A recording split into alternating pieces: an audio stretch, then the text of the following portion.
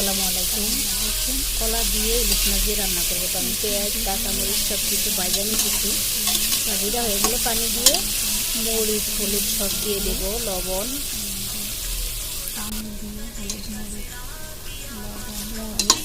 হলুদ সব কিছু দিয়ে এখন ভালো মতো ভাজা নিয়ে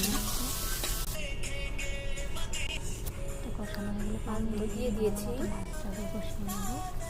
মাছটা কষা হয়ে গেলে মাছটা উঠিয়ে দেখো মাছগুলো উঠে নিয়েছি। এখন হচ্ছে আমি কলাটা কাইটা রাখছিলাম, দিয়ে দিলাম।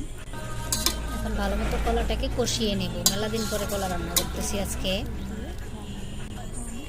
কাইটা তো দেখো বলুক এসে গেছে ভালোভাবে।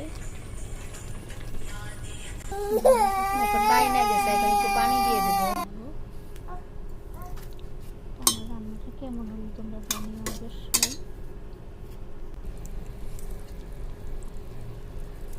এখন ধনেপাতা দিয়ে ভালো মতো নামিয়ে নেব।